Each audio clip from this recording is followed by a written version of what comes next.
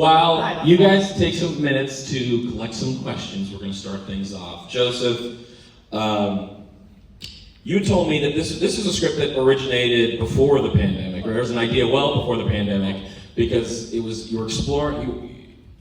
described to me that you wanted to explore the idea of what it's like to live in a society that's in perpetual crisis. Yeah, like today. Look, I love horror movies, but I think that the modern world treats monsters different than the 50s or the 30s. Because let's think about what monsters meant back then. Like a town gets taken over by a giant lizard. It's Godzilla, atomic bomb metaphor, right? Like a big creature comes in a modern society, grabs a woman, climbs up a roof, and you can't do anything about it. King Kong, right? Or you have an incredible society that's built up, and you can lock your doors, you can do everything like that, but if you have an interesting looking dude that is sexy, he can come in there and ruin your entire town. Dracula, But the question of all those things is, what if the monster comes into your town? That's the question that all those monster movies ask.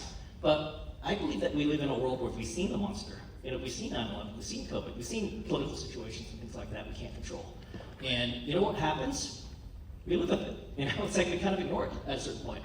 After 2 or 3, weeks or years or whatever, next thing you know, you're just sort of pretending it doesn't exist. Now, that may be human nature, that might be survival instinct, who knows? But I think that's the question I wanted to ask in this movie. What if the monster comes is not the question. What do you do after it's here? And with regards to the ick itself, how did you arrive on both the organism, but also its design and its aesthetic? I mean, the design of it, I actually thought of the ick 20 years ago. I thought of it as a Nine Inch Nails video. I wanted Trent Reznor sitting in a chair. I wanted him to sing some song, I forgot which one it is. And then I wanted his skin to start growing around the room. I didn't get that video.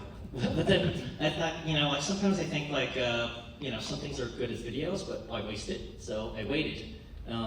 And 20 years later, here we are with ick. This movie is so aggressively paced, and every shot is in an outrageous setup. I just want to hear from the cast, what is it like to work on a Joseph Kahn film set? Because it feels like it's never just shot, reverse shot. The camera is in a different place, different setup at all times. There's always incredible choreography that is occurring between camera and actor. I'd love to learn from the cast what their experience was like on this film. I've never worked with a director like Joseph. It was the coolest, most fun experience I've ever had. He knows exactly what he wants, and he's so visually awesome, and we got to see some of it while we were shooting, kind of be sort of rough cut, edited together, and that's just such an awesome experience. It was so much fun. Also, it looked amazing. Just when we run over, we'd always run back to see the fresh footage, and it looked so great already. And yeah, maybe Joseph is just so thoughtful through the whole process with every single shot and angle. So it's just very easy to go in there and take risks, but also dial it down. You guys. Listen, I'm glad it was easy. It can be hard though too, because it's a breakneck speed, as you can tell by the movie. And Joseph he mostly has everything planned, but he comes up with a couple, awesome ideas on the spot, which we have to do sometimes. But you have to be, it's a different kind of organism to be involved in a way, because sometimes you're not performing a whole scene or a whole line in one setup. Say a line this way and the reaction is this way, or I do half of a line this way and then I turn and do this way. And that was very challenging at first, because I've done stop and start kind of shooting before, but this was on a different level, and I had to kind of train that muscle and trust Joseph that we were going to keep going until we got the take that was the right one. And after a few days, we kind of both, I felt like we knew we were pretty close on which one was the right one, and we could stop. But it was a very cool experience. I would absolutely look forward to doing it again. But unique and unlike, any other experience. You have a really memorable scene with Malina in the car. We were upside down, by the way. Yeah. How long were you upside down? Yeah, too much. But 10 seconds is too much. That scene almost feels like a microcosm for the movie because it's ping-ponging between the emotions that the characters are conveying in that moment, but it's also a VFX set piece. And so, what was it like shooting that sequence where all these elements are happening, and Joseph just keeping it all together?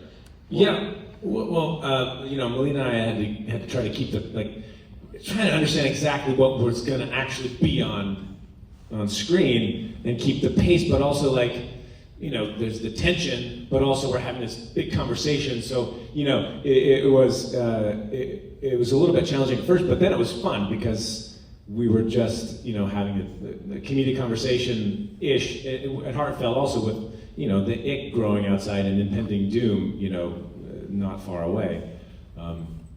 So it was a cool, fun scene to shoot when I was turned the right side up. Deborah, I love your sequence of the film. I think it's one of my favorite gags and a great parody, I think, of moments in these types of disaster films where the small-town character has made the big discovery that you would think would probably be a day one discovery. Could you describe your experience shooting that sequence, and which again is so there's so much going on. You're yelling at this crowd of actors and these characters. Love to hear about what your experience was that day. The interesting thing is it's always important to have that voice of reason, and to have that voice of reason not listened to, because if you pay attention to the film, and what makes Joseph Kahn's direction so brilliant is after a while you realize that the ick is the backdrop, and the ignorance of people really comes to the forefront of how do we get over this so that we can have what we want in life, which is a big social and political statement. And so it's wise to be able to look at all of it on so many levels. You've got the comedy, you've got the great editing, you've got the great music, and you've got this social and political sphere that works all together, and then you have the voice of reason that is going to be ignored like it so happens in so many different societies and so many different political factions that makes this brilliant. It is larger than what most people know it to be because of that type of direction. And what made my role interesting for me is that it's quick, it's the voice of reason, and it leaves. It doesn't try to be the hero, it is not necessary. It is this one moment in time in which it just comes in to have that social moment and then is out so that the mayhem and the story and the connection can continue to happen. And I think that's just very brilliant to have a little bit coming in and then I'm out. And I think it's a smart role and a fun role, and it was an impactful moment for me to be able to go, yeah, I have to do this, I want to do this, I need to do this. I mean, it feels like, yes, that's a wonderful answer, thank you. It feels like, in all of your movies, Joseph, I feel like there's 5 movies going on